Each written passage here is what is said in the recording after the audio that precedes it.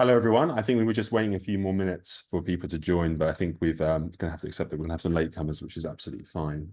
So we'll get cracking, I think, today.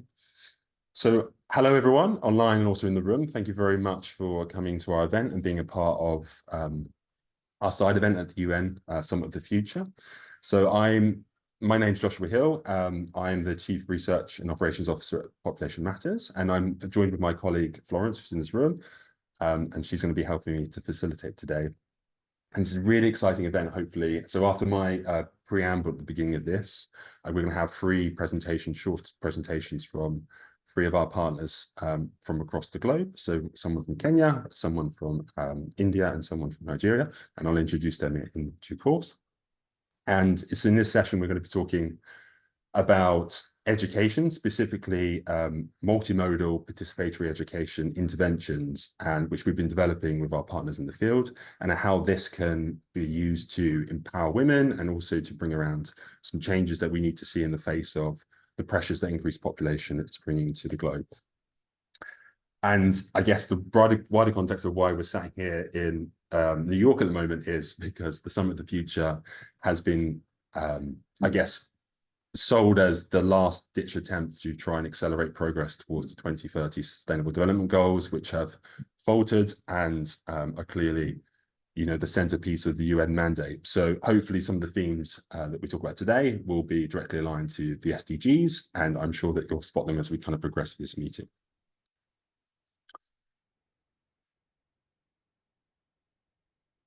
So for those of you who aren't familiar with Population Matters and our work, we are a UK-based, well, really the only credible UK-based NGO that looks at population specifically. So we are focused on kind of raising awareness of the sometimes uncomfortable truths of the increases in population that we've seen over the last, a couple hundred years, particularly last century, and the impact that that's having on the environment, on people's well-being, their lives, and their quality, their opportunities and quality of life.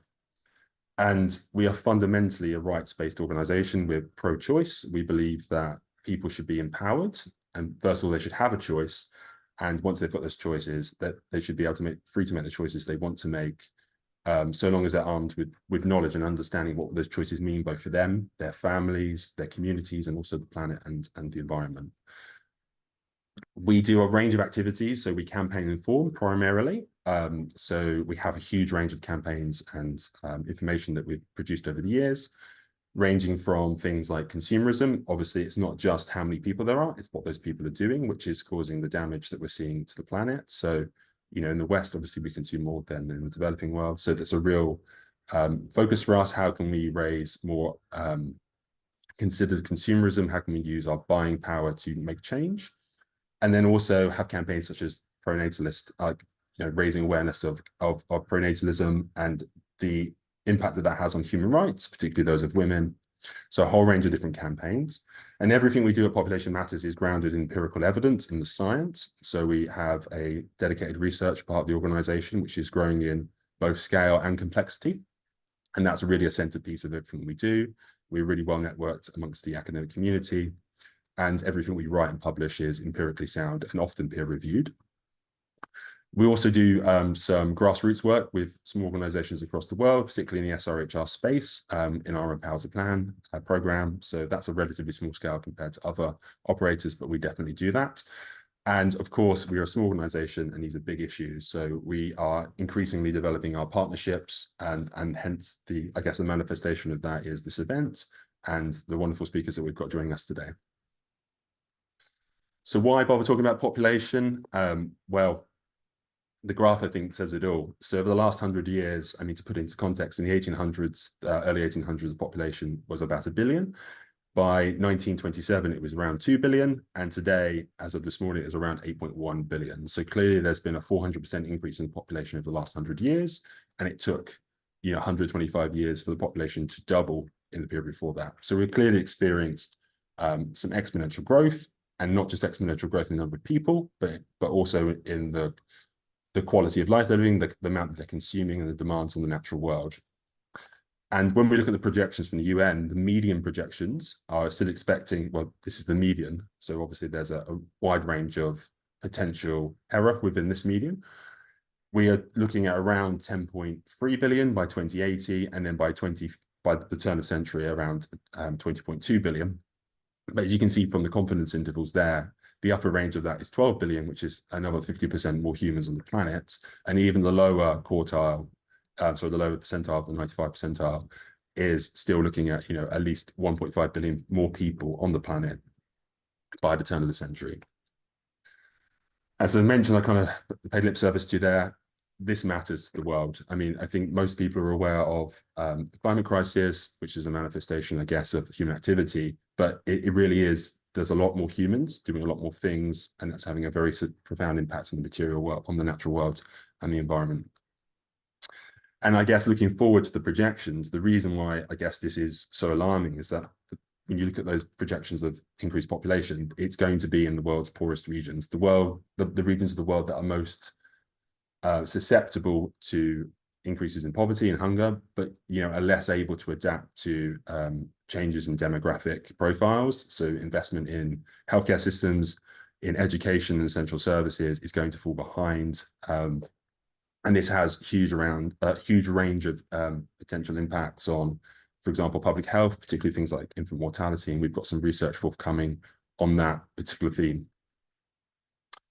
So what are the factors determining population? Well, generally, this is a whistle-stop tour of, I guess, the key determinants. And these are interacting, these different themes and drivers, you know, they compound into one another. But we know that when we reduce poverty, people tend to have smaller families for a whole range of reasons: economic, social, political. We know also that when we alleviate gender inequality, that we have women making choice when they're empowered to make their choices. They choose to have less children, they choose to have them later on, they choose to be educated, they choose to be active members of the workforce and to participate. So there's a clear key driver there.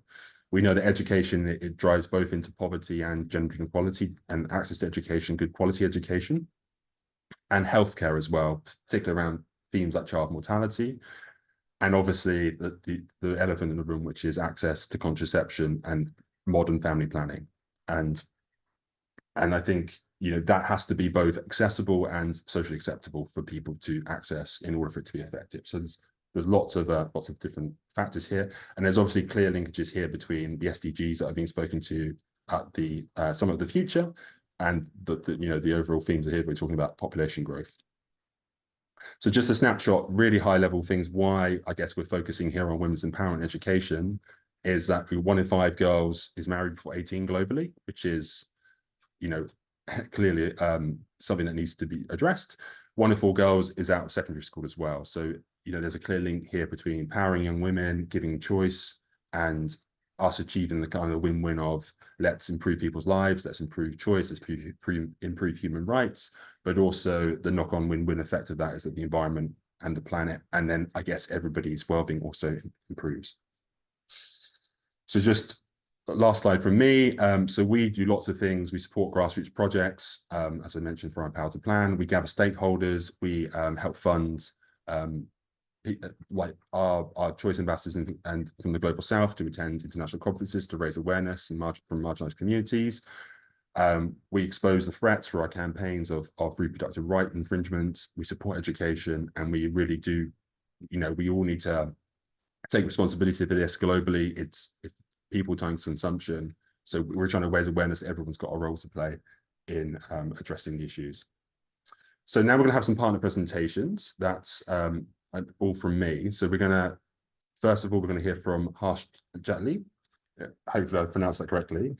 And Harsh is joining us from India. And Harsh, I'm just going to read out your profile verbatim because I don't want to make a mistake. But Harsh is the Chief Executive Officer from VANI, which is the Voluntary Action Network from India. And he will talk more about VANI.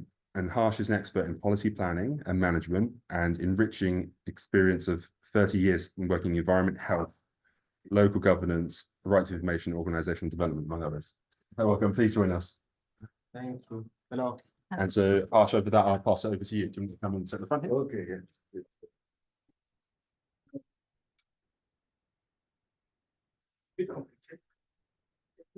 No, I think it's getting in here. So thank you. It's a great opportunity to be part of this conversation. And what's Vani? Vani is basically the national platform of Indian CSOs. Like in UK, you have Bond, or in other countries, you have such national platforms everywhere. So being a national platform, we have membership all across India in various locations, all types of CSOs, large, big, small, and we call ourselves articulating the voice of the sector. And what the sector feels, what are the sector, the issues at the grassroots, how they can be articulated in front of policy issues. So that's the role of Vani. And we also work a lot in strengthening the civic space in the country, which, as you know, where it is going. And it's a privilege for us that we are part of this discussion and also being part of the population matter for I think last year. See, uh, as you know, that India has, I think, surpassed the population of China. It's more than that. Now, what to do now? We have always tried as a country that population should be seen as an asset, not as a liability. And how to make it asset is very important, that we take care of the education, we take care of the other issues. But what we have realized is that in this variation of high population, the things which are very, the economic desperation is increasing, the diversity is there.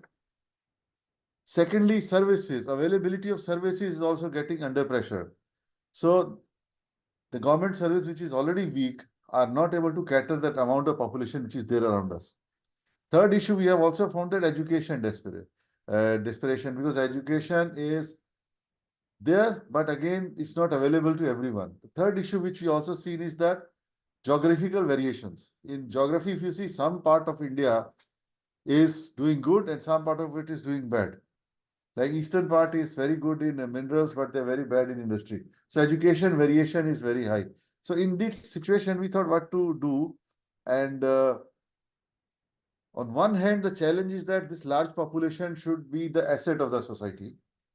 Other hand, the question is that being a democratic country, we can't have so much forced, you can say, population control method. So what is the solution? The solution is education. And within that education, we found out that the girls and women education is in the last priority of everyone. And last year, I think with Population Matter, when we started working, we did a basic research to find out, because till now we have been feeling that issue. But never ever there was any desk research even done on that to understand what is these complexities. And we realized that even now, after so many years of independence, in some locations, still early child girls' marriage is still there. Due to social norms and girls seen as the liability on the family, they see that as fast as possible we can marry this girl and let her go to her in-laws. So that again, it's not our responsibility. So there it is, she is not seen as the contributor to the economy of the country, but seen as the liability of the issue. Second thing we found out, in some states, the girls are used to, they illegally they are taken to other part of India to as domestic servants, because of cheap availability of rates. So they are shifting to the middle class families or rich families to work as a domestic servants. Again, they are not seen as a contributor or education. They are seen as how they can transfer to those locations and new places and being a earning part of the family. Now the money which these girls earn are not with these girls, because they are not educated enough to understand the money which they are getting. So this is one issue. Third issue which we also found out, that what to do in this, because lack of education, lack of empowerment also makes them weak in taking decisions about their own lives. They don't have understanding of the whole scenario. So and now when the world is discussing about the future of planet, can we expect any future of this planet when the majority of the population is treated like this in the system? So now the challenge with us was that when we're discussing with Population Matter team, that what to be done, because on India is a, well, you can say, very fertile ground of doing such studies and action, where whatever Mr. Joshi were explaining those things, because we see that almost all things are existing there in the system and we are looking at it. Vani being a national platform, we have always tried that evidence-based action is taking place. Evidence-based action is taken And so that we can do advocacy on that subject and also empowerment of the CSOs to handle that issue. So therefore, second challenge was that countries are huge and huge population. How much area you can cover? So you need something where you can do innovation and then you take it to the multiplier effect of that innovation in other part of the country, other part of CSOs. So I think that is very important. I can tell you that the type of work which we are visualizing to do with the population matter is in this direction, which is totally in line with what Mr. Josh has explained, that how you can focus on the girls' education in those states. Like one of the states which you identified is the state where there is high migration of men from that state. So men migrate to urban cities to work. Now women who are left behind, they work in the fields as a, not even as a farmer, but manually. You know, they are not trained enough. They will just go to forest and collect woods and forest products and take care of the family in absence of their husbands or fathers. So we see that the first we have to see that the women of that region is empowered, given that information is given to them, how we can design education method where this useful education is given to the girls. Because if you educate a girl, she can decide in a better way. Otherwise, if you read the history of India, we have been so much of, you can say, practices in our system which were against the basic even human rights of women. So now we have to see that how when countries, if we don't make population as the asset for the future, then we will have disaster on our own economy, the pressure on climate, pressure on agriculture, the pressure on livelihood. That will be very obvious for that. So that is the reason that we are trying to see, as Mr. Joshua is also focusing on that, how we can create a situation through empowering girls to taking care of their education, improving the education. Now, education is the what we call a concurrent list, the concurrent list of our constitution, which means national government makes the policies and the state government implements it. So now we have to work with both. With the states, we have to see that the implementation of those policies are in the favor of addressing this issue, but also take that data, the problems which are coming in implementing that policies are fed into national level at the central government level in making policies those so that modification can be done to the policies as per the requirement of the system, as per the need of the society. I think that is the whole thing.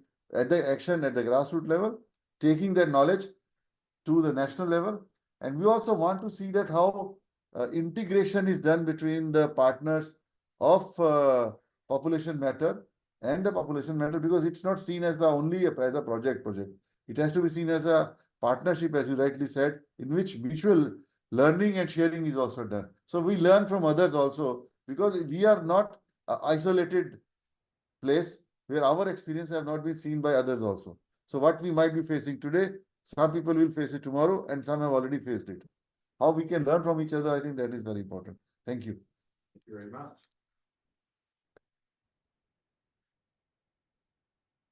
Thank you very much, Ash. That was really insightful. And what I'm going to do now, and sorry everybody, I should have mentioned that what we're going to do is we're going to have the presentations, and there'll be some time for questions at the end. So if you want to submit any questions in the chat and say what your name is and which organisation you represent, then my colleague Florence at the end, we're gonna come sit at the front and she'll pick some questions to ask. And if those questions, if we don't have time to get to those questions, we'll submit some written responses and publish those in due course. So now I'm going to stop sharing my screen, and we're going to pass over to Monique. Well, Dr. Monique Oliff. Sorry, Monique, if I mispronounced that. Oliff, I think it is. And so Monique is the director of WellSense and one of the founding members of the Critical Conversations Association. She operates out of Kenya in West Africa. Sorry, East Africa. My geography is clearly not very good. Sorry, everyone. And she was also involved in our flagship population conversation in Kenya, has worked in international health for 25 years as a clinician, a researcher, and a public health practitioner working alongside frontline health workers throughout Africa. And Monique has a passion for hands-on approaches to wellness in Africa, and it's closely at the roots causes of the diseases. So Monique, without further ado, I will mute us and pass over to you. Thank you.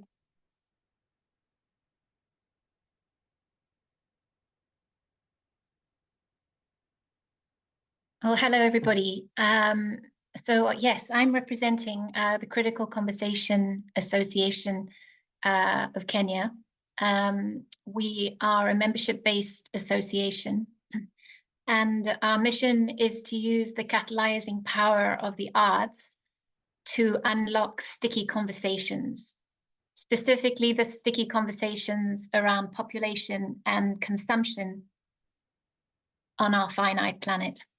And these being the two root causes affecting the future of Kenya's youth. And our vision is a nation of courageous young people, emboldened to lift their heads out of the sand and make every choice count in order to see the future with new eyes.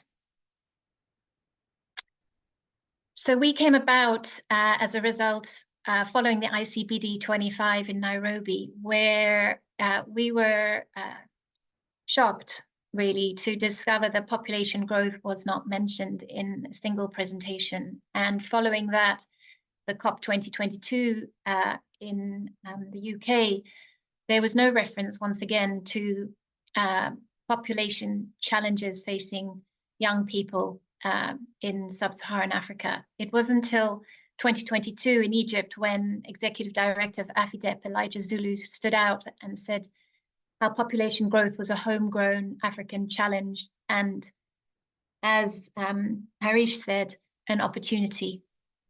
And there can be no sustainable development without sustainable population and sustainable consumption.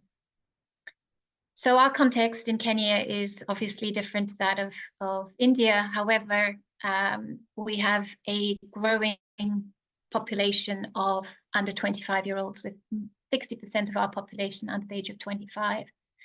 And we're looking at 100 million by 2050. We were at 12 million in 1972.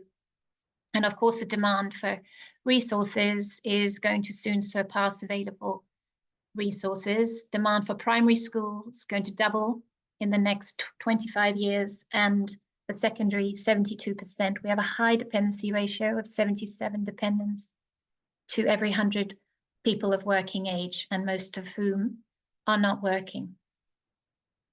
And of course, our planet is heating at an alarming rate, and how population growth and family planning are still left out of our climate change adaptation proposals in Kenya. So what do we do? The goal of our population conversation is to give young people the space to think and talk openly about their futures. So beyond education, to create a conversation, specifically in relation to the number of children they wish to have and those they are able to care for in the current economic and environmental climate of Kenya. And to reflect and take time to consider their futures and the pressures that they are facing, both environmentally and socioeconomically. And of course, our work is always coming from an ethical, proactive space that supports choice. So our focus areas are currently bordering conservation areas where there's still an appreciation and contact with nature. So our current phase is in the Mara ecosystem, which you can see down to the left. Phase 2, Samburu and Mambaseli, and phase 3 in Kiunga. And our intention is to shift attention away from family size being a reproductive health choice, which is where it has stood mostly in Kenya, but instead a survival and quality of life choice. So what do we do that is different? There are key features to our work. It is interactive in the sense that we use the power of music, theatre and storytelling to catalyze these sticky conversations that to date have not been had in Kenya. Of course, our focus is on youth. We target young Kenyans and their pivotal role in shaping the future of their communities and their nation, and the issues of being interconnected. So the issues we're touching are cross-cutting, and so we focus on interconnectedness, and as one of our participants will share with you later, a lot of this can often happen in silos, but we're focusing on the interconnectedness of all these issues. And the key feature of our work is active hope. And it is the heart of our program. Because despair leaves a young person without a compass. And with our focus on young people, we want to wield hope as a massive source of energy required for young people to reimagine their future on our finite planet. So why theatre? This program recognizes the art form of storytelling as a deeply African practice, and it celebrates the richness that has been passed down and through oral literature. The stories we tell in our program are not didactic, but they are thought-provoking. They aim to facilitate new thinking through imagination, inspiration, and questioning. And the richness of the program comes in the discussions that come out of witnessing the theatre performances. The stories take the participants on an emotional journey of self-discovery, allowing them to exercise their imagination through the creation of safe space to discuss these sensitive topics at one step removed from their self and their own experience, and then possibly through choice to bring that space, bring the discussion into their personal space and experiences.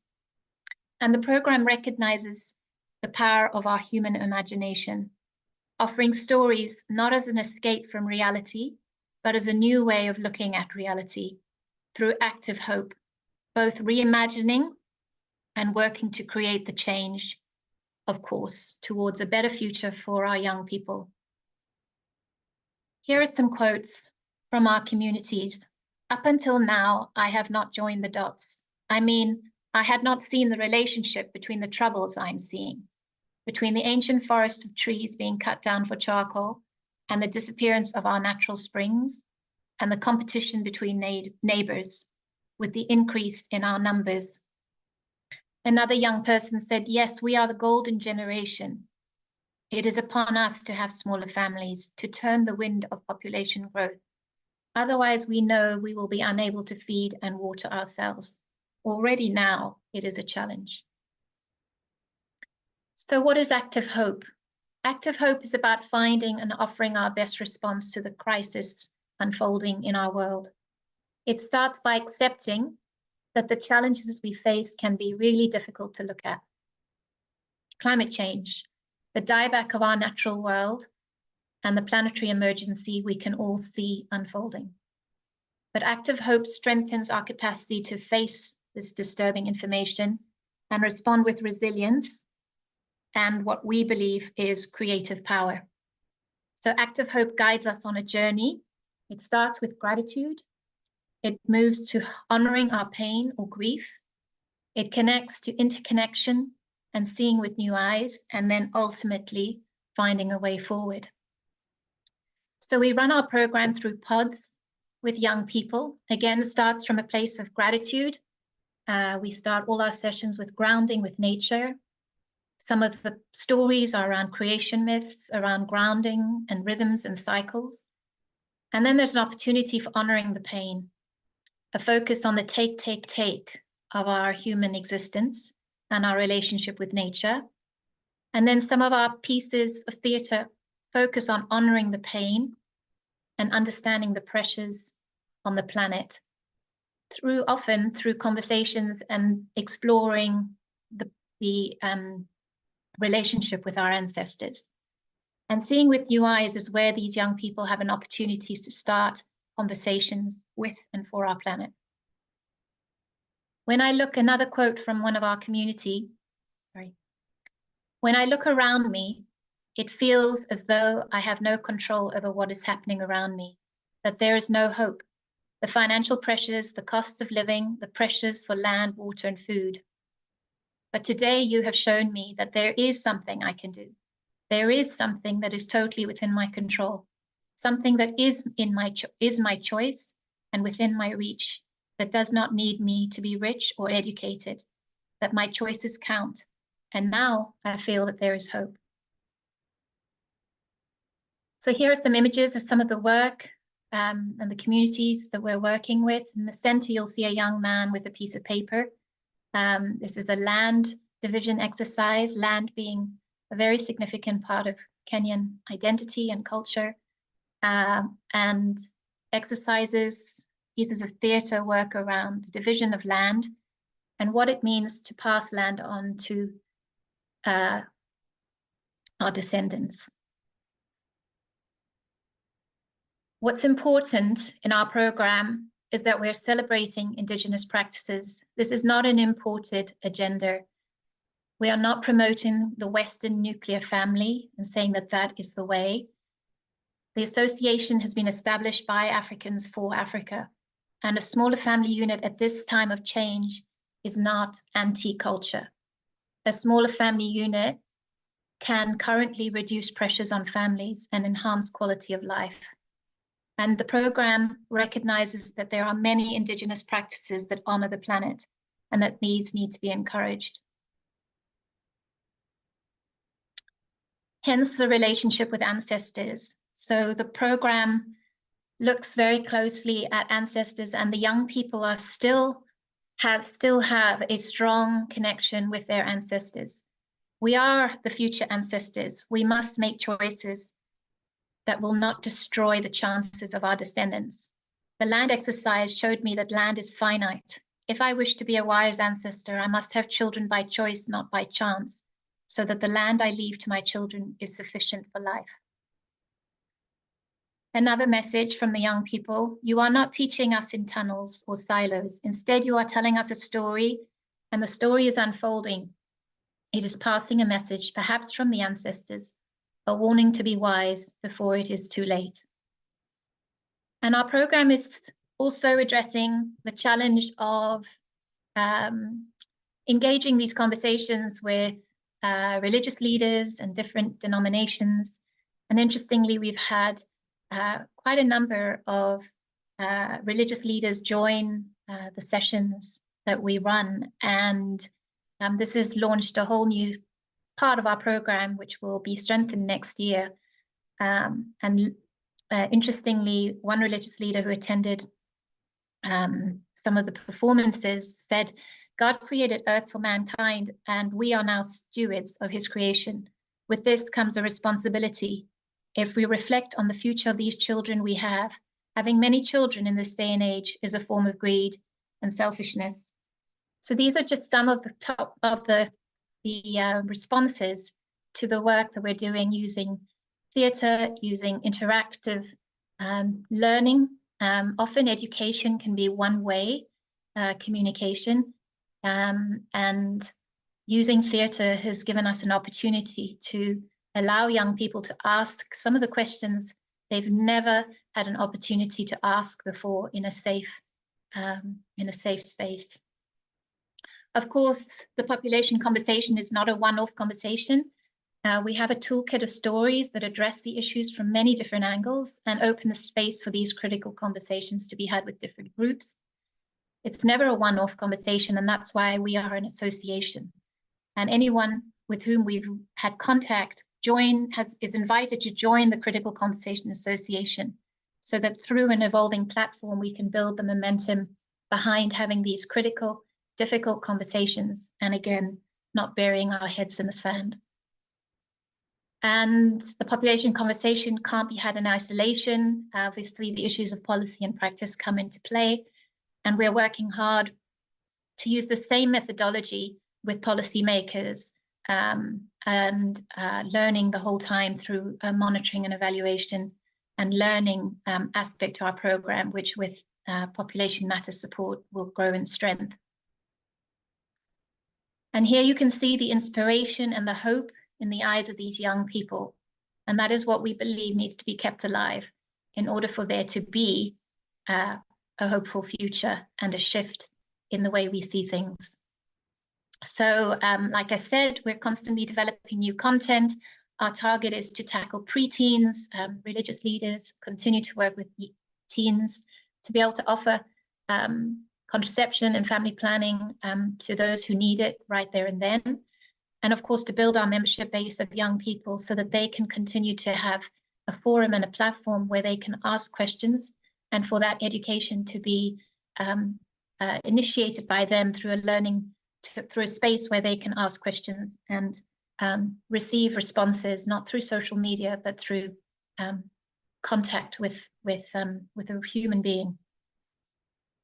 And finally, this is a quote that kind of encapsulates where we're coming from. As human actors within the age of the Anthropocene, one of our unique abilities is that of telling stories.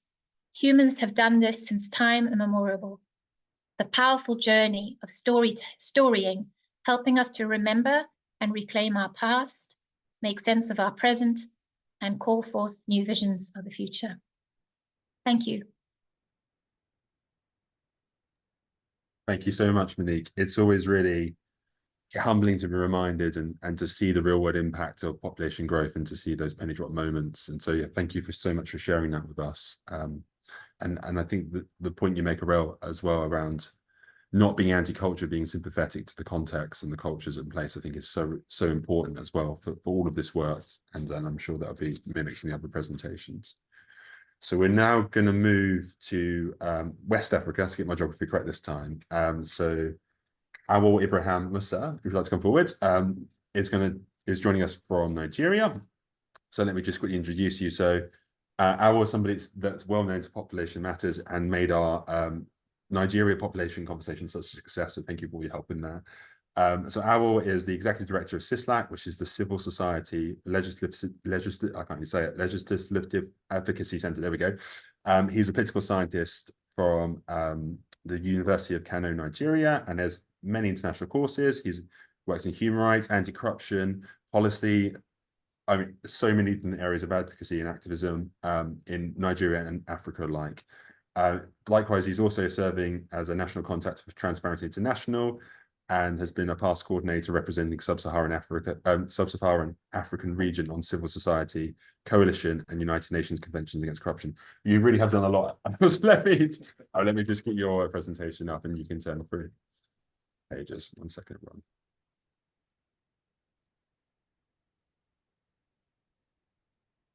Fantastic.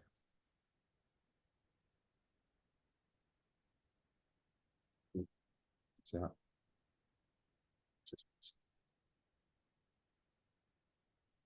that look good for us? Yeah, perfect. If I pop you there, so you can see yourself in the top screen. Thank you very much. Let me appreciate Population Matters UK for creating this opportunity for us to discuss a very important development issue. We know in many parts of Africa or West Africa in particular, discussing population issues or family planning is like a taboo. And, it takes, courageous effort to ensure that you discuss issues that is affecting, us. As we all know, the world is overcrowded and something has to be done to mitigate this unplanned, growth in the world and in particular in Nigeria. So in the case of Nigeria, currently we are experiencing rapid and poorly planned population growth. And this has resulted in challenges such as shortage of affordable housing, rising unemployment, insecurity, insufficient infrastructure, limited open spaces, and safe level of air and water pollution, including increase in climate and disaster risks. These are obvious challenges that we are facing. So as an organization, which is focused on policy and legislative advocacy, we are very much concerned that these challenges are becoming, overwhelming in our country because of this explosion of the population that we are having. So we decided, in working together with Population Matters to open up this conversation, especially looking at the major challenges which has to do with the multiplier effect of the unplanned population in Nigeria. We see this as a major stumbling block for even our development because the population and the security is one of the major challenges that we have currently in Nigeria. we have over 2 million children who suffer from severe acute malnutrition as a result of shortage of food. In addition to that, the activities of bandits and other terrorists have made it impossible for so many farmers to even go to farms. So in other words, their ability to produce food that we'll be able to consume is becoming also a big challenge. A lot of farmers are not able to go because of the activities of bandits, and food reservoir in the country is becoming like a past, is becoming like a history. We did not have such kind of food reservoir that we used to have before, where we actually help other nations who are even starving or who are in need of food. So we are not even having our own food that we can be able to consume. And as a result of this, you will see the increased number of children dying because of the poor nutrition. The second effects of this unplanned population that we are having in Nigeria has to do with the unemployment and security. We have seen tremendous increase in number of Nigerians that are unemployed because the system cannot consume them. Government is not able to provide jobs, neither the private sector is able to provide jobs, because you produce a lot of people from the university, from the higher learning every year, and there's no plan to consume this set of people. First, our economy is really in a very bad situation. So the manufacturers, companies have closed down and moved to other places because of the poor infrastructure like electricity and water and other, more importantly, security, because one of the major challenges that we have that has actually driven away many investors is insecurity in our country. So coupled with all these problems, a lot of people are completely unemployed, and they are just sitting idle doing nothing. And the worst part of it is that these are young, vibrant, energetic young people who, if you utilize their energy and their skill, they would have turned, the economy and would turn the country into a more prosperous country. But sadly, we are not able to, take advantage of the, young, vibrant population that we have. So therefore, they are just idle, and some of them now had to be involved in drugs. Some of them are introduced, into robbery, other criminal activities, and that's not really good for us. So therefore, there's no way we can continue with such kind of unplanned, population, rate.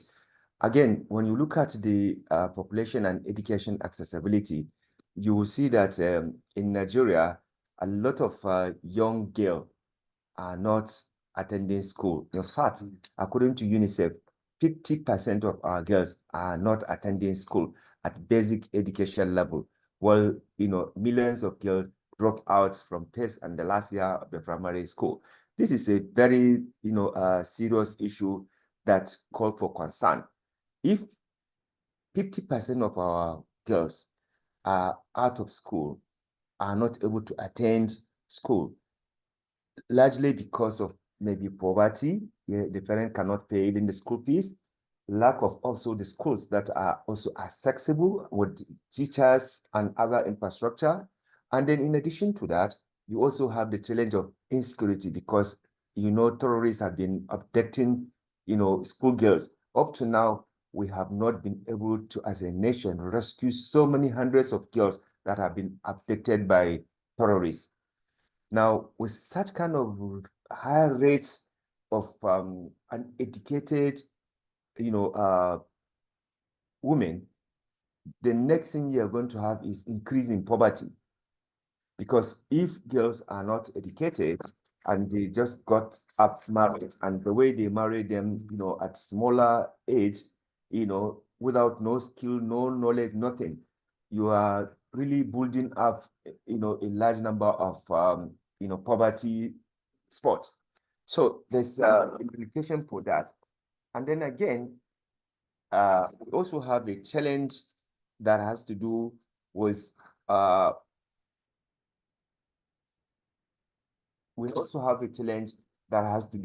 people who cannot even afford basic necessity of life.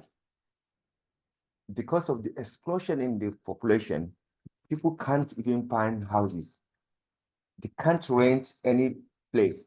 So therefore, it is important that as a nation, we continue to advocate embracing smaller family system, because family planning is recognized as an integral part of both national population and national health policies and should be available to citizens at all levels, especially at the primary healthcare level. We are seeing that a lot of women did not even have access to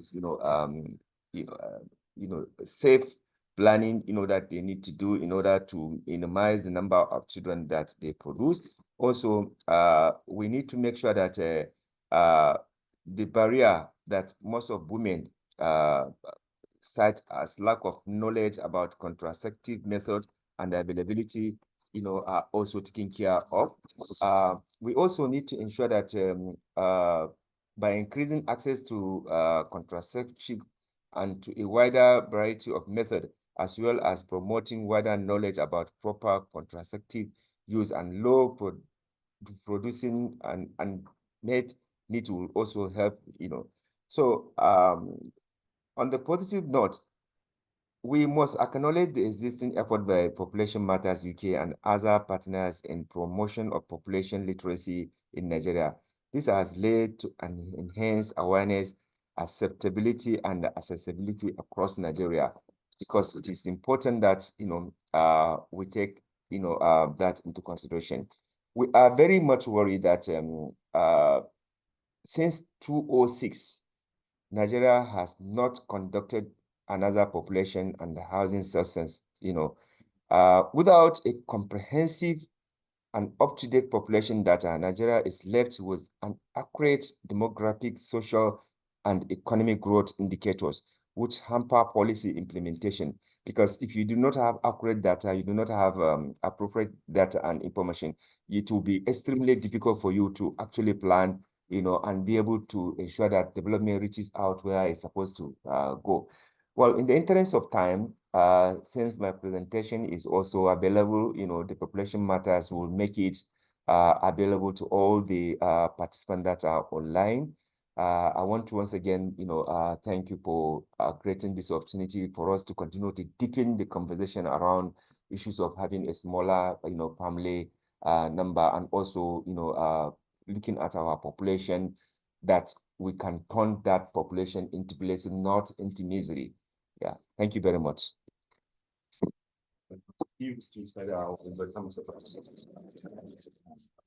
So you say there, we'll slide the free chairs at the front because we're going to have some questions. Okay, I should. Okay. Yeah, you All right, keep the okay, chair there. yeah. You must slide a chair across Okay. as well. So the camera's just Yes, there. yeah, all right, okay. So Florence is, that's it, great. And I think Ben has, our colleague in the UK, has put the spotlight on Monique as well. So if we shuffle across, maybe shuffle across a little. There we go, great. And so Florence, are there any questions online? So we're running a little bit over, so we've got 5 or 10 minutes for a few questions, and then as you said, we can make everything else available online. All right, cool. Yes. So- I have so many for Kenya. Okay, lots of Kenya. But Okay. I'll try. Lots for you. Yeah, I'll be very fast. So, all right, let's start with Daniel. The way they came in. Now there's Vera. I would like to ask Monique to comment on the fact that there seems to be far more male participants than female ones in her events. Okay, interesting. Then I have Daniel from Ugenya Youth Community Development Project in Kenya. What age groups of young people do you target with your programs?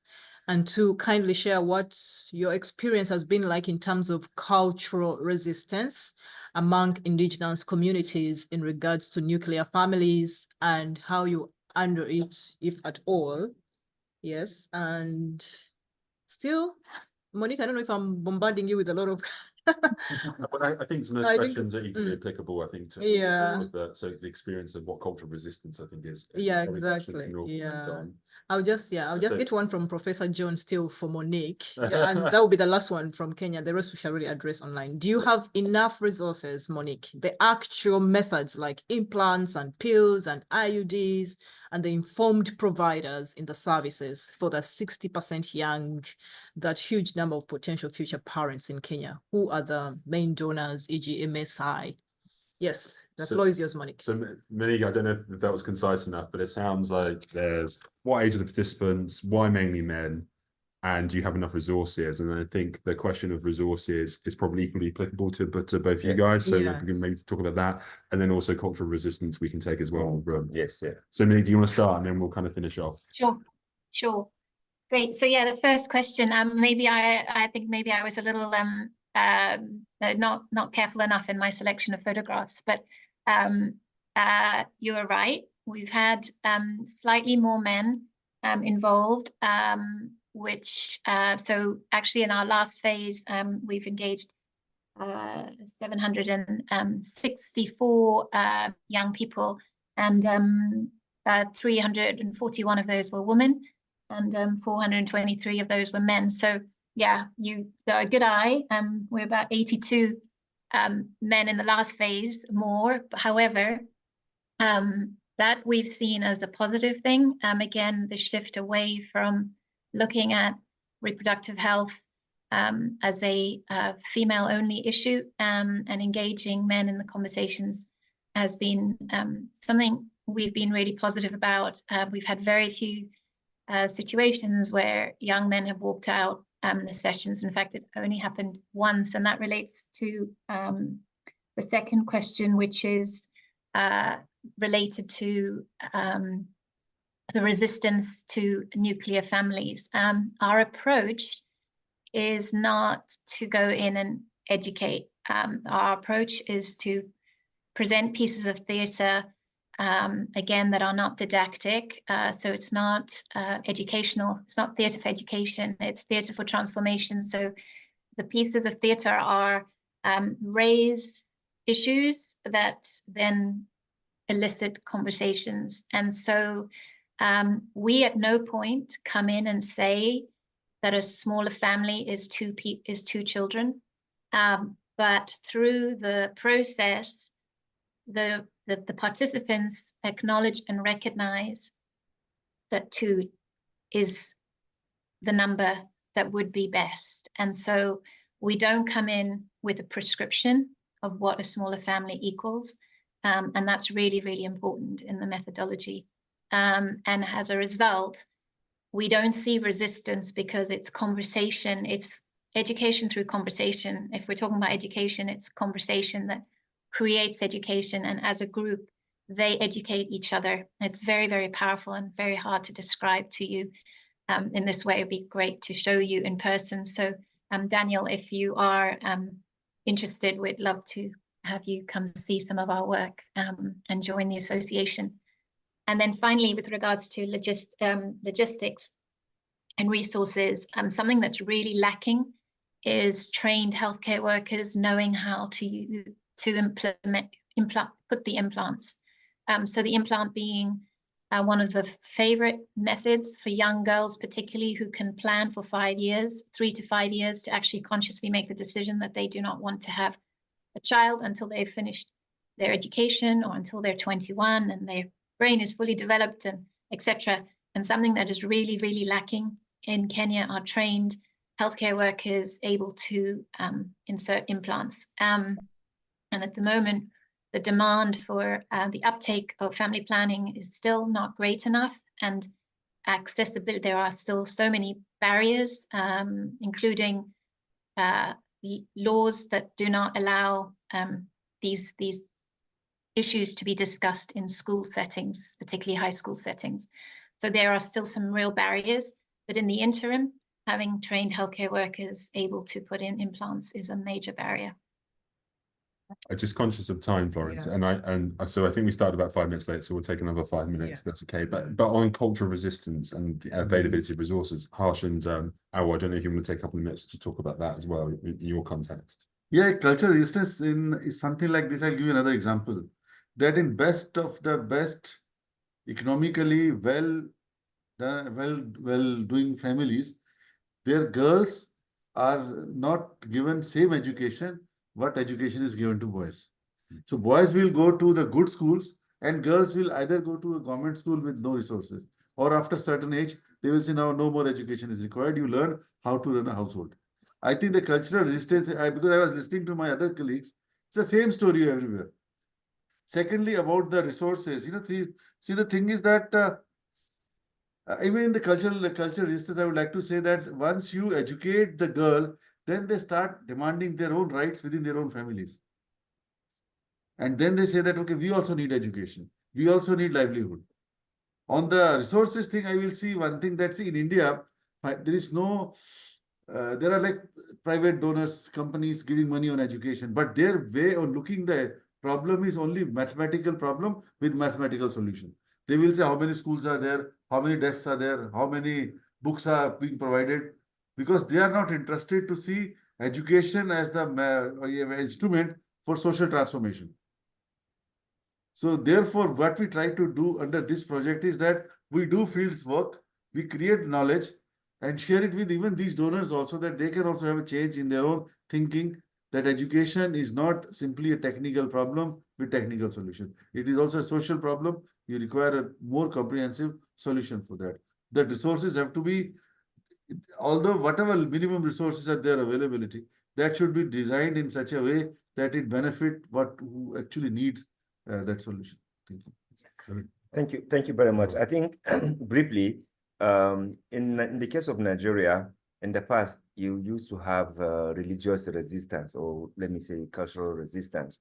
And there were so many misinformation that, look, you have to have so many children so that you can be proud as a good, religious believer. But now the reality on the ground is touching everyone. So we have seen even some religious scholars actually telling people that, look, don't go and have so many children if you cannot take care of them. Don't have 4 wives, 3 wives if you cannot take care of them. So I think positively, we are getting to have a new change of narrative from so many people, because we are facing reality. People are, are suffering from so much poverty, and therefore there's no way you can continue to justify this unplanned, number of children that you are, having. Regarding the resources, I think sadly our government has not really given so much attention in terms of providing adequate resources to train, or to educate the children, and also ensure that the healthcare system is also taken into consideration. So we are still battling with limited resources to be able to deal with issues of education, deal with issues of healthcare system, and also ensure that the children, are well, are protected. We need the resources to be able to do that. And as it is now, we are not able to match the resources with what is required now. Yes, Josh, let me just throw in some questions for especially Nigeria and the whole panelists. We have Alistair Curry. Hi, Alistair, and Olivia Netta, who also actually she's not with us. Wow, interesting. Thank you for being with us. So, do the panelists think this can be a yes or no, answer? Do the panelists think that their governments take these issues seriously, and what would you like to see them do? And then I have Olivia. I think you briefly mentioned this. What are the main reasons the Nigerian government's efforts to increase family planning uptake have been ineffective? And then something still about really, I see a comment on consumption and population. Let's stop with the first two questions, and we'll have to submit written responses to the rest. But given the second question was about Nigeria, how would you want to start? Yeah. So Nigerian government, we have been advocating and pushing for Nigeria to be more responsible in terms of addressing issues of population. To first start with, that there's a poor literacy around population in Nigeria. based on even the research we have conducted, we found out that many people do not even actually have any iota of population literacy.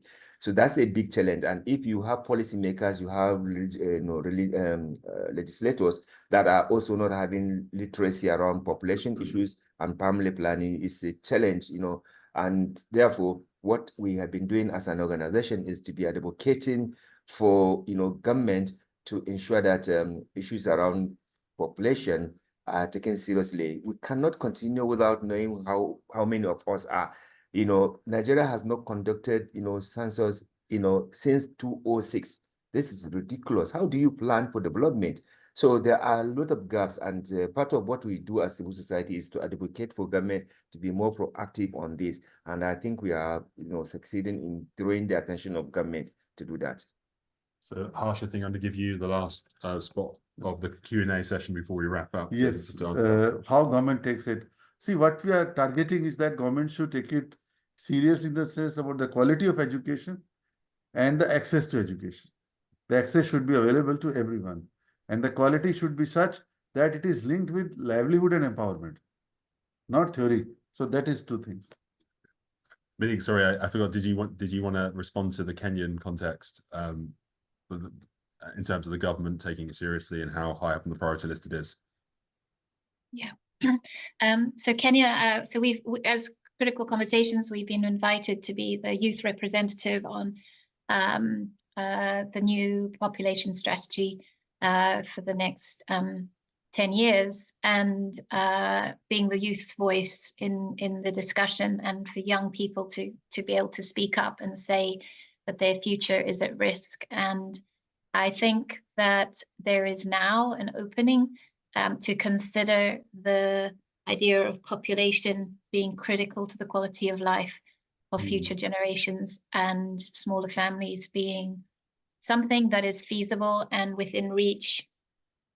So I'd say it's early days, but compared to what we saw 3-4 years ago, there's definitely some openings now to start considering population as an absolutely fundamental part of sustainable development, and alongside that, consumption being absolutely fundamental to the same conversation. We can't keep them; they can't be considered separate.